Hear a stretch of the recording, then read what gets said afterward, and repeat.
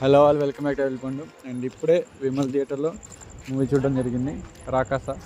And ఎలా ఉందంటే it's just average and one time watchable అనమాట. అనుకున్న రేంజ్లో ఉంది కానీ అలా అని చెప్పి డిసప్పాయింట్మెంట్ అయితే అవ్వలేదు.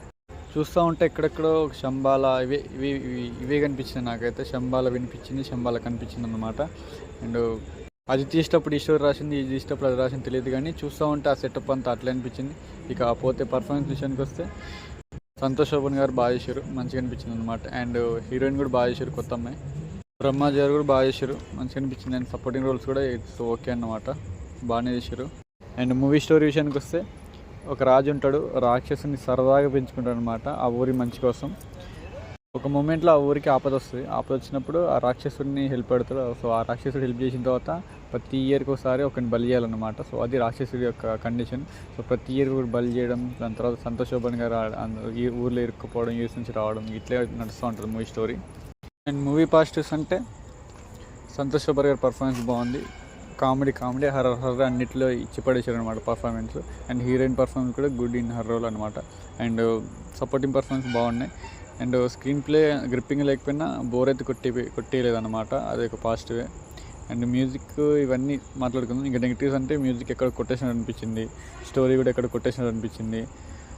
అండ్ ప్రొడక్షన్ వాల్యూస్గా అంత రిచ్ లేకుండే, అంత బడ్జెట్ ఎక్కడో సగం చేసి అనిపించింది. అండ్ కొన్ని చోట్ల అసలు భయమే రాలేదు సినిమాకి. రాకాస సినిమా భయం అనుకున్నా కానీ భయమే లేకుండా అసలు మూవీలో. అండ్ మ్యూజిక్ కూడా ఎక్కడ కొట్టేసినట్టు, సాంగ్స్ కూడా అంత మాత్రం అనిపించింది. జస్ట్ సేవియర్ అంటే సంతోష్ శోభన్ గారి పర్ఫార్మెన్స్ అండ్ స్క్రీన్ ప్రింట్స్ ఇవే అన్నమాట.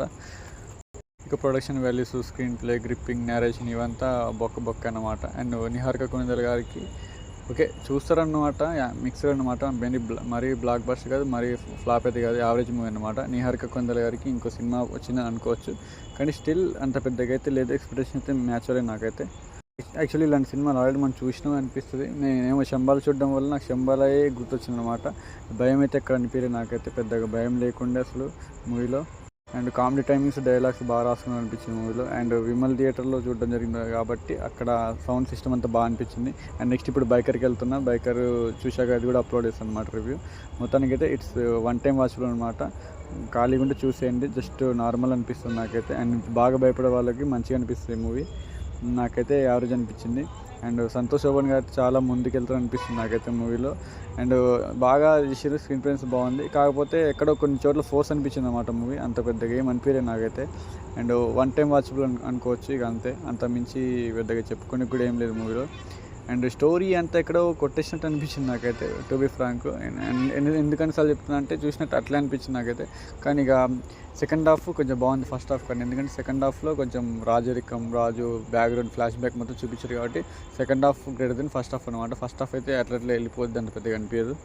And that's all about this Rakasa movie review. మీకు ఏమొచ్చింది కింద కామెంట్ చేయండి. Love you all, signing off, bye by.